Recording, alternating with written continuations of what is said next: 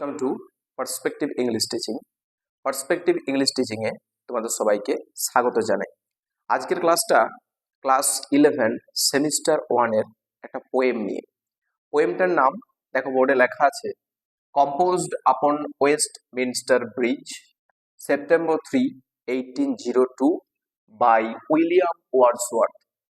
এই কবিতাটা পড়তে গেলে বেশ কিছু তথ্য আমাদেরকে আগে মনে রাখতে হবে। আমরা যেহেতু এমসিকিউ সিস্টেমে পরীক্ষা দেব, তাই আমাদের প্রত্যেকটা তথ্য কিন্তু জরুরি। প্রত্যেকটা তথ্য আমাদেরকে মনে রাখতে হবে পাই টু পাই। এসব প্রথমে পরিচয় করিয়ে দিই এই কবিতাটার মূল বিষয়বস্তু সম্পর্কে এবং কবি সম্পর্কে। দেখো, দেখতে পাচ্ছি এখানে যে কবিতাটার নাম, একটা বড় নাম এখানে লেখা আছে, composed upon Westminster Bridge, September 3, 1802। এটাই এই কবিতার ফুল নেম। যদি এমসিকিউ কোশ্চেনে পড়ে যে কবিতাটার পুরো নাম কি, কবিতাটার পুরো নাম মানে তোমাকে এখানে 1802 পর্যন্ত তোমাকে সম্পূর্ণভাবে লিখতে হবে না, অপশনটা চুজ করতে হবে। Composed upon Westminster Bridge, September 3, 1802। এই কবিতার একটা কনটেক্সট আছে, কনটেক্সট আমি বলছি, তার আগে সূচনাটা ভালো করে মনে রাখবে। ওয়ার্ডসওয়ার্থ এবং তার বোন ডরথি ওয়ার্ডসওয়ার্থ, এই উইলিয়াম ওয়ার্ডসওয়ার্থের বোন ডরথি ওয়ার্ডসওয়ার্থ, এই ভাই বোন দুজনে মিলে যখন লন্ডন শহরের ব্রিজ, ওয়েস্ট মিনস্টার ব্রিজ, এই ব্রিজের ওপর একদম ভোরবেলাতে ঘোড়ার গাড়িতে করে যাচ্ছেন, তখন সেই সূর্যটা উঠছে এবং এই মুহূর্তে ওই ব্রিজের ওপর দাঁড়িয়ে পুরো লন্ডন শহরের যে সৌন্দর্যটা কবি দেখেছেন, সেই সৌন্দর্যে মোহিত হয়ে তিনি এই কবিতাটা ইনস্ট্যান্ট ওই ব্রিজের ওপর দাঁড়িয়ে কবিতাটা লিখেছিলেন। যে ব্রিজটার নাম বললাম মনে রাখবে, ওয়েস্ট মিনস্টার ব্রিজ। আর তলায় যে নদীটা বয়ে যাচ্ছিল, নদীটার নাম হলো টেমস, THAMES। লন্ডনের বিখ্যাত নদী টেমস। এই টেমস নদীর ওপর যে ব্রিজ, সেই ব্রিজের ওপর দাঁড়িয়ে এই পুরো কবিতাটা লেখা হয়েছিল। কখন? সেপ্টেম্বর 3, 1802, 1802 সালের সেপ্টেম্বর মাসের 3 তারিখে। ওটাকেই তিনি কবিতার টাইটেল বানিয়ে দিয়েছিলেন। এটা হলো জাস্ট ইন্ট্রোডাকশনটা। এবার এই বিখ্যাত প্রকৃতির পূজারী উইলিয়াম ওয়ার্ডসওয়ার্থ সম্পর্কে একটু জেনে নিই। 1770-এ জন্ম হয়েছিল কবি উইলিয়াম ওয়ার্ডসওয়ার্থের। একে প্রকৃতি পূজারী বলা হয়। অনেকে বিভিন্ন জিনিসকে ভালোবেসে কবিতা লেখেন, ইনি বরাবরই কবিতা লিখে গেছেন প্রকৃতিকে ভালোবেসে, তাই ওকে প্রকৃতির পূজারী বলা হতো। উইলিয়াম ওয়ার্ডসওয়ার্থের জন্ম তাহলে 1770 এবং মৃত্যু ঘটেছিল 1850 সালে। উইলিয়াম ওয়ার্ডসওয়ার্থকে বলা হতো pioneer of the English romantic movement. ইংলিশের যে রোমান্টিক মুভমেন্ট আছে, সেই রোমান্টিক মুভমেন্টের একজন পথিকৃৎ বলা হতো উইলিয়াম ওয়ার্ডসওয়ার্থকে। পায়োনিয়ার মানে পথিকৃৎ। নেক্সট দেখো, lines composed a few miles above Tintern Abbey, বিখ্যাত একটা লেখার নাম। তারপরটা দেখো, ode on the intimations of immortality, এটাও একটা বিখ্যাত লেখার নাম। তারপর দেখো, প্রিলিউড আছে, এটার জন্যই তিনি বিশেষভাবে পরিচিতি লাভ করেছিলেন, প্রিলিউডের জন্য। আর উইলিয়াম ওয়ার্ডসওয়ার্থকে পোয়েট লরেট উপাধি দেওয়া হয়েছিল, পোয়েট লরেট অফ ব্রিটেন। এই পোয়েট লরেটের বাংলা হচ্ছে কবি সম্রাট। কতদিন পর্যন্ত ছিলেন তিনি? 1843 থেকে তার মৃত্যু 1850 সাল পর্যন্ত তিনি ব্রিটেনের পোয়েট লরেট ছিলেন। এটা আমরা ওয়ার্ডসওয়ার্থ সম্পর্কে একটু জানলাম। এবার যে কনটেক্সটের কথা বলছিলাম, এই কনটেক্সটটা ভালো করে একটু বুঝবে, খাতার মধ্যে ভালো করে একটু নোট ডাউন করে রাখবে। এই কনটেক্সটটা খুবই গুরুত্বপূর্ণ, জানাটা অত্যন্ত প্রয়োজনীয় যে কি বিষয় নিয়ে কবিতাটা বটে। দেখো, লেখা আছে কি, the poet is touched by. Touched কথার অর্থ কি? স্পর্শকাতর, মোহিত হয়ে যাওয়া। The poet is touched by the untainted beauty. Untainted এর বাংলা হচ্ছে বিশুদ্ধ। Untainted beauty of the morning over the city of London. London শহরের যে বিশুদ্ধ সৌন্দর্য, সেই সৌন্দর্যের দ্বারা তিনি মোহিত হয়েছিলেন। হি ইজ মুভড, তিনি স্তম্ভিত হয়েছিলেন বাই দ্য সোলেম। এই সোলেম উচ্চারণটা ভালো করে দেখবে, SOMNOLENT, উচ্চারণটা হচ্ছে সোলেম, বাংলা হলো নিদ্রালু। নিদ্রালু অর্থাৎ ওই ঢুলু ঢুলু ভাবটা যেটার মধ্যে রয়েছে, এখনো শহরের মানুষজন জেগে ওঠেনি, পুরো শহরটা স্তব্ধ রয়েছে। তাই বলছে কি যে he is moved by the solemn beauty, তিনি সেই নিদ্রালু সৌন্দর্যের দ্বারা মোহিত হয়ে আছেন, মুগ্ধ হয়েছেন, অফ দ্য মর্নিং, সকালের, দ্যাট র্যাপস, র্যাপস মানে জড়িয়ে রাখা, র্যাপস মানে জড়িয়ে রাখা, জড়িয়ে রাখা, যে সৌন্দর্যটা, যে নিদ্রালু সৌন্দর্যটা জড়িয়ে রেখেছে দা সিটি, শহরটাকে, ইন ট্র্যাঙ্কুইলিটি, ট্র্যাঙ্কুইলিটির বাংলা হলো প্রশান্তি, ট্র্যাঙ্কুইলিটি বাংলা হলো প্রশান্তি। তাহলে এই প্রশান্তি, এটা শান্ত পরিবেশ শহরটাকে যেন চাদর দিয়ে মুড়ে রেখেছে। হি ডেসক্রাইবস, তিনি বর্ণনা করছেন the beauty of this city, এই শহরের সৌন্দর্য, শহরটার নাম কি লন্ডন, লন্ডন শহরের সৌন্দর্যকে বর্ণনা করছেন। বিফোর দ্য বাসল অ্যান্ড হারি, বাসল মানে কোলাহল, বাসল মানে কোলাহল, আর হারি মানে হলো ব্যস্ততা, মানুষের কোলাহল, মানুষের ব্যস্ততা, of the day have started, এই ব্যস্ততা এবং কোলাহল নিয়ে দিনটা শুরু হওয়ার আগের যে মুহূর্তটা, সেই সৌন্দর্যটা নিয়ে তিনি লন্ডন শহরের সৌন্দর্যের বর্ণনা করেছেন। এটাই হচ্ছে আমাদের কবিতার কনটেক্সট, কম্পোজড আপন ওয়েস্টমিনিস্টার ব্রিজ, সেপ্টেম্বর 3, 1802, এই কবিতার মূল বিষয়বস্তু বা মূল কন্টেস্টটা। এবার এই কবিতা সম্পর্কে বেশ কিছু আর একটু তথ্য বাকি আছে, যেটা না জানলেই নয়। এই কবিতাটা পাবলিশড হয়েছিল কখন? পাবলিকেশন, পাবলিকেশন, এটা কিন্তু এমসিকিউর জন্য গুরুত্বপূর্ণ একটা প্রশ্ন। পাবলিকেশন, এটা মনে রাখবে ভালো করে, in two volumes, in two volumes, in 1807, 1807-এর ইন টু ভলিউমস একটা কবিতা সংকলন, সেখানে এটা প্রথম প্রকাশিত হয়েছিল। এবার এই কবিতার একটা রীতি আছে, রীতিকে ইংলিশে বলা হয় জনার। কোন জনারের কবিতা? এটা হচ্ছে পেত্রার্কান সনেট, পেত্রার্কান সনেট। এবার দেখো মাথার মধ্যে একটা বিষয় হিট করলো যে স্যার পেত্রার্কান সনেট বলতে, বলে দিই, সনেটকে বাংলায় বলা হয় চতুর্দশপদী কবিতা, চতুর্দশপদী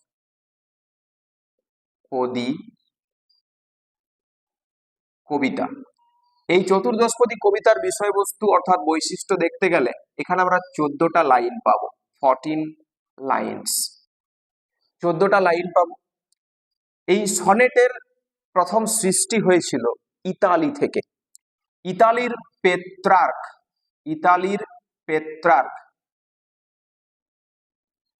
প্রথম সনেটের সূচনা করেন, যার নাম অনুসারে সনেটটার নাম দেওয়া হয় ইটালিয়ান সনেট। ইটালিয়ান সনেট বা পেত্রার্কের নাম অনুসারে সনেটটার নাম হয় পেত্রার্কান সনেট, পেত্রার্কান সনেট। এটা পরবর্তী সময় ইংলিশে উইলিয়াম শেক্সপিয়ার, উইলিয়াম শেক্সপিয়ার ইংলিশে সনেট লিখলেন, তার নাম অনুসারে সনেটটার নাম হলো শেক্সপিয়ারিয়ান সনেট, শেক্সপিয়ারিয়ান সনেট, বা তাকে ইংলিশ সনেটও বলা হতো, ইংলিশ সনেট। এবার সনেটের বৈশিষ্ট্য যদি দেখা হয় তাহলে সনেটে আমরা কি দেখলাম যে 14টা লাইনের কবিতা। এই 14টা লাইনকে ভাগ করা হয়েছে কাপলেটের মধ্য দিয়ে। প্রথম অর্থাৎ first 8 lines are called octave, first 8 lines are called octave. ভালো করে মনের মধ্যে মনে রাখবে আর খাতার মধ্যে নোট ডাউন করে রাখবে। First 8 lines are called octave, second 6 lines are called sestet. sestet এটাও ভালো করে খাতার মধ্যে নোট ডাউন করে রাখবে। তার প্রথম 8 লাইনকে বলছি আমরা অক্টেভ, দ্বিতীয় 6 লাইনকে বলছি আমরা সেস্টেট। এই 8 আর 6 যোগ করলে মোট আমরা পেয়ে যাচ্ছি 14 লাইন, অর্থাৎ 14টা লাইন। তাকে আমরা বলছি বাংলায় চতুর্দশপদী কবিতা, ইংলিশে হচ্ছে সনেট। এই কবিতাটাও একটা সনেট।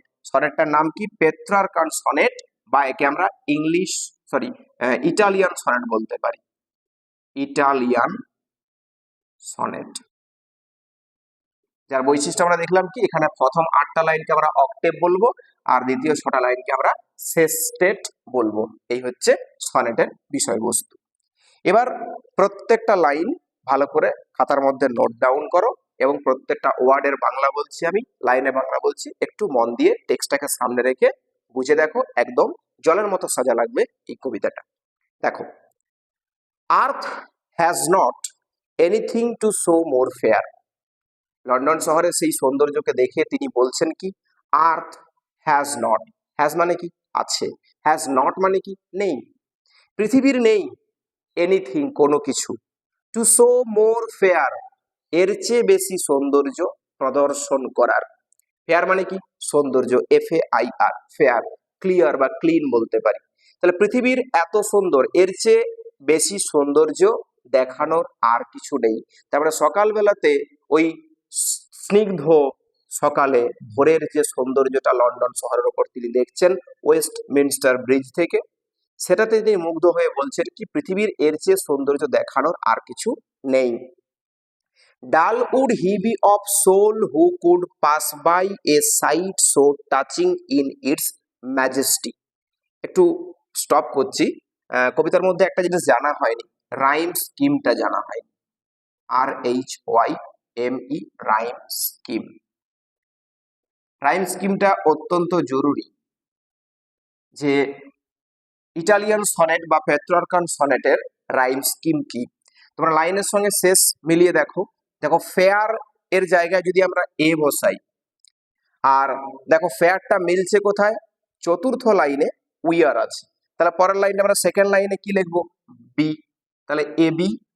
এবার দ্বিতীয়টাতে আবার দেখো বি আসছে, তারপরে এ পাচ্ছি, ABBA, আবার ABBA, ABBA, ABBA। এবার দেখো লাস্টের 6টা line CD, ABBA, ABBA, CD। এই হচ্ছে টোটাল 14টা লাইন এবং এটাই হচ্ছে এই কবিতার রাইমস স্কিম। খাতার মধ্যে একটু নোট ডাউন করে রাখবে। দেখো, আবার টেক্সটে ফিরে আসি। Earth has not anything to show more fair, পৃথিবীর এর চেয়ে সৌন্দর্য দেখানোর আর কিছু নেই। Dull would he be of soul, dull would he be of soul. Dull মানে কি? ডাল মানে হলো নিরস, নিরস বা আমরা মূর্খ বলতে পারি। মূর্খ, একটা মূর্খ পারে, একটা নিরস হৃদয় সম্পন্ন মানুষ পারে। অফ সোল, সোল মানে কি? SOUL, সোল মানে হচ্ছে আত্মা, অন্তরাত্মা। তাহলে অন্তরাত্মার দিক থেকে, অন্তরের দিক থেকে একজন নিরস হৃদয় সম্পন্ন মানুষই পারে হুকুড পাস বাই, পেরিয়ে যেতে।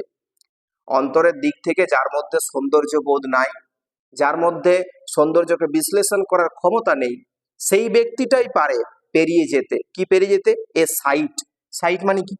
SIGHT। প্রত্যেকটা ওয়ার্ড খাতার মধ্যে নোট ডাউন করবে। সাইট মানে দৃশ্য, একটা দৃশ্য। সো টাচিং, টাচিং মানে কি? TOUCHING, টাচিং মানে স্পর্শকাতর, স্পর্শকাতর। তাহলে একটা স্পর্শকাতর এই দৃশ্য। In its majesty, majesty MAJESTY, majesty মানে মহিমা। একটা স্পর্শকাতর দৃশ্য, তার মহিমাতে এতটাই সৌন্দর্য যে অন্তরের মধ্যে একটা আকৃষ্ট অর্থাৎ আকর্ষণ তৈরি করে। তাই বলছে যে dull would he be of soul who could pass by, অন্তরের দিক থেকে নিরস হৃদয় সম্পন্ন ব্যক্তিই পারে পেরিয়ে যেতে a sight so touching in its majesty, নিজস্ব মহিমায় স্পর্শকাতর এই দৃশ্যটাকে। অর্থাৎ এত সৌন্দর্য আর কোথাও দেখতে পাওয়া যায় না। এই সৌন্দর্য সেই ব্যক্তিটাই উপেক্ষা করে যেতে পারে যার অন্তরে কোনো সৌন্দর্য বোধ নেই। দিস সিটি, এই শহরটা, শহরটার নাম কি? লন্ডন। এই শহরটা নাও ডোথ, দেখো ডোথ কথাটা দেখো, DOTH, ডোথ, এটা পোয়েটিক্যাল ইউজ, একে আর্কাইক ওয়ার্ড বলা হয়। পোয়েটিক্যাল ইউজ আমরা ইংলিশে জানবো কি? Doth mean does, doth means does. তাহলে this city now doth like a garment wear, garment মানে কি? GARMENT, গার্মেন্ট মানে পোশাক, পোশাক। এই শহরটা এখন পোশাক পরে আছে, পোশাক পরিহিত। উইয়ার মানে কি? পরিধান করা। ডাজ উইয়ার অর্থাৎ ডোথ উইয়ার, দেখো ভার্বটাকে দূরে সরানো আছে। কবিতার এটাই বৈশিষ্ট্য, এটাই কবিতার মধ্যে জটিল জায়গা, যেগুলো আমাদেরকে ভালো করে বুঝতে হয়, কোথায় সাবজেক্ট বসে, কোথায় ভার্বটাকে ইউজ করা হয়েছে। This city now doth like a garment, এই শহর গার্মেন্ট উইয়ার, এই শহরটা যেন পোশাক পরে আছে। কিসের পোশাক? The beauty of the morning, সকালের সৌন্দর্যের পোশাক। শহরটা লন্ডন শহর, এই লন্ডন শহরটা যেন সকালের সৌন্দর্যের পোশাক পরিহিত, সেই নিদ্রালু, সেই হইচইবিহীন, সেই ব্যস্ততাহীন সৌন্দর্যের পোশাকটা পরে আছে। সাইলেন্ট, এটা কেমন? সাইলেন্ট, নিস্তব্ধ, নীরব। বেয়ার, বেয়ার হচ্ছে উন্মুক্ত। সবটাই যেন স্পষ্টভাবে সৌন্দর্যের চোখের মধ্যে আসছে, অন্তরে ধরা পড়ছে এই সৌন্দর্যের বৈশিষ্ট্যটা। Silent and bare. Ships, ships মানে জাহাজ। টাওয়ার্স বলতে উঁচু চূড়া। ডোমস মানে গম্বুজ। থিয়েটার্স অর্থাৎ নাট্যমঞ্চ, অ্যান্ড টেম্পলস। কি কি বলছে দেখো? জাহাজগুলো, উঁচু চূড়াগুলো, গম্বুজগুলো, নাট্যমঞ্চগুলো, থিয়েটার্স অ্যান্ড টেম্পলস এবং মন্দিরগুলো, আর লাই, এগুলো যেন শায়িত অবস্থায় আছে। এর মধ্যে পার্সোনিফিকেশন অ্যাড করা আছে। মন্দির কখনো ঘুমায় না, মন্দির কখনো শায়িত থাকে না, মন্দিরের মধ্যে কোনো কার্যকলাপ এখনো পর্যন্ত শুরু হয়নি, তাই মন্দিরের যে চত্বরটা, তার পরিবেশটা স্তব্ধ হয়ে আছে। জাহাজগুলো এখনো পর্যন্ত দূর সমুদ্রে পাড়ি দেয়নি, তাই সবাই স্তব্ধ, যেন শায়িত হয়ে আছে। এমন একটা সৌন্দর্য কবির চোখে ধরা দিয়েছে। Open আনটু the fields, open আনটু the fields, open মানে খোলা, আনটু মানে হচ্ছে মাঝে। ওপেন আনটু দ্য ফিল্ডস, খোলা মাঠের মাঝে। অ্যান্ড টু দ্য স্কাই, খোলা আকাশের নিচে। খোলা মাঠের মাঝে, খোলা আকাশের নিচে। অল ব্রাইট, সবকিছুই যেন উজ্জ্বল, ঝলমলে, অ্যান্ড গ্লিটারিং, ঝলমলে। ব্রাইট মানে উজ্জ্বল, গ্লিটারিং মানে ঝলমলে, ঝকমকে। এই খোলা আকাশের নিচে এবং খোলা মাঠের মাঝখানে সবই যেন উজ্জ্বল, সবই ঝলমলে। In the smokeless air, smoke মানে ধোঁয়া, স্মোকলেস হচ্ছে ধোঁয়াহীন, এয়ার মানে বাতাস। এই ধোঁয়াহীন বাতাসে সবই যেন উজ্জ্বল, সবই যেন ঝলমলে। দেখো অক্টেভ পার্টটা শেষ, এবার রয়েছে sestet part. Never did sun more beautiful steep, never did sun more beautiful steep in his first splendour, প্রথম দ্যুতিতে। স্প্লেন্ডার মানে দ্যুতি, স্প্লেন্ডার মানে আভা বা প্রভা। এই প্রথম প্রভাতে সূর্য কখনোই এত বেশি দীপ্তিমান হয় না। স্টিপ মানে কিরণ দেওয়া, STEEP, স্টিপ হচ্ছে কিরণ দেওয়া। তাহলে সূর্য তার প্রথম আভাতে, প্রথম দ্যুতি নিয়ে এমন ভাবে কখনোই সুন্দরভাবে কিরণ দেয় না। ভ্যালি, রক অর হিল, উপত্যকার উপর, শিলার উপর এবং পাহাড়ের উপর। তাহলে উপত্যকা, শিলা এবং পাহাড়ের উপর সূর্য এত সৌন্দর্যভাবে, এত সুন্দরভাবে কখনোই প্রথম আভা নিয়ে কিরণটা ফেলে না, কিরণ দেয় না। নেভার সোয়াই, আমি তো কখনো দেখিনি এর আগে। নেভার সোয়াই, কখনোই দেখিনি আমি। নেভার ফেল্ড, কখনো অনুভব করিনি। এ কাম সো ডিপ, কাম মানে কি? CALM, কাম মানে হচ্ছে শান্তি। এটা শান্তি এত গভীর হতে পারে আমি তো কখনোই দেখিনি, কখনো অনুভব করিনি। সো ডিপ, ডিপ মানে কি? গভীর। DEEP, ডিপ মানে হচ্ছে গভীর। তাহলে শান্তি এত গভীর হতে পারে, শান্ততা এত গভীর হতে পারে, এটা আমি কখনোই অনুভব করিনি। আজকে অনুভূত হচ্ছে এই লন্ডন শহরের উপর ঘিরে থাকা সৌন্দর্যটা দেখে। দ্য রিভার গ্লাইডেথ, দেখো গ্লাইডেথ, GLIDETH, এটাও poetical use. Glideth means glides, GLIDES। Glides মানে কি? মিষ্টি গতিতে বা নিঃশব্দে বয়ে চলা, নিঃশব্দে বয়ে চলা। দ্য রিভার গ্লাইডেথ, নদী যেন আপন বেগে নিঃশব্দে বয়ে চলেছে। কোন নদী? টেমস নদী। লন্ডনের টেমস নদী যেন নিঃশব্দে বয়ে চলেছে at his own sweet will. On sweet will, নিজস্ব মিষ্টি ইচ্ছাতে। উইল মানে মোডাল ভার্ব নয়, উইল মানে ইচ্ছা। নিজস্ব মিষ্টি ইচ্ছায় নদী প্রবাহমান, ওগো নদী আপন বেগে পাগল পারা। কবির এই ভাবনাটা নদীর মধ্যেও কিন্তু গেছে, নদীর শান্ততা, নদীর সেই সৌন্দর্যটাও কিন্তু তার মনের মধ্যে উদ্ভাবিত হয়েছে। The river glided at his own sweet will, নদী যেন নিঃশব্দে বয়ে চলেছে নিজস্ব মিষ্টি ইচ্ছা নিয়ে। ভগবানের উদ্দেশ্যে বলছে ডিয়ার গড, এই প্রিয় ভগবান। দ্য দ্য ভেরি হাউসেস, এই প্রত্যেকটা বাড়ি, দ্য ভেরি হাউসেস, প্রত্যেকটা বাড়ি, সিম অ্যাসলিপ, যেন মনে হচ্ছে ঘুমন্ত। বাড়ি কখনো ঘুমায় না, এটা পার্সোনিফিকেশন পোয়েটের মধ্যে, পোয়েমের মধ্যে figure of speech personification use করা আছে, যার নাম হলো কি? ওই ব্যক্তিত্ব আরোপণ, অর্থাৎ কোন একটা বস্তুর মধ্যে প্রাণের নিক্ষেপ। তাহলে the very houses seem asleep, প্রত্যেকটা বাড়ি যেন মনে হচ্ছে ঘুমন্ত। And all that mighty heart, আর প্রত্যেকটা শক্তিশালী অন্তর, প্রত্যেকটা শক্তিশালী হৃদয়, ইজ লাইং স্টিল, যে এখনো স্তব্ধ ভাবে শুয়ে রয়েছে, এখনো স্থির ভাবে শুয়ে রয়েছে। তার মানে কি? বাড়িগুলো তো ঘুমায় না কখনো, বাড়ির মধ্যে থাকা প্রত্যেকটা মানুষ এখনো ঘুম থেকে জেগে ওঠেনি, এখন তাদের যে ওই মহৎ হৃদয় সম্পন্ন শক্তিশালী হৃদয় নিয়ে তাদের কিন্তু কাজকর্ম তারা এখনো শুরু করেনি। তাই এই সৌন্দর্যটা তার কাছে ধরা পড়েছে কিরকম ভাবে? The very houses seem asleep, প্রত্যেকটা বাড়ি মনে হচ্ছে ঘুমন্ত। And all that mighty heart, আর তার মধ্যে বিরাজ করা প্রত্যেকটা মহৎ হৃদয়, ইজ লাইং স্টিল, এখনো যেন স্থির হয়ে শায়িত রয়েছে। This is all about the poem composed আপন ওয়েস্টমিনিস্টার ব্রিজ, সেপ্টেম্বর 3, 1802। ভালো করে কবিতাটা পড়বে, কবিতার প্রত্যেকটা লাইন আমার ভিডিওটা দেখে দেখে অবশ্যই অ্যাডজাস্ট করে নেবে এবং বুঝে দেখবে। যদি কখনো কোনো সমস্যার মধ্যে মুখোমুখি হও, তাহলে অবশ্যই স্ক্রিনে দেওয়া হোয়াটসঅ্যাপ নাম্বারে আমাকে ইনফর্ম করবে। দেখা হচ্ছে পরের ভিডিওতে। Till then keep watching the videos, share the videos with your friends. Thank you.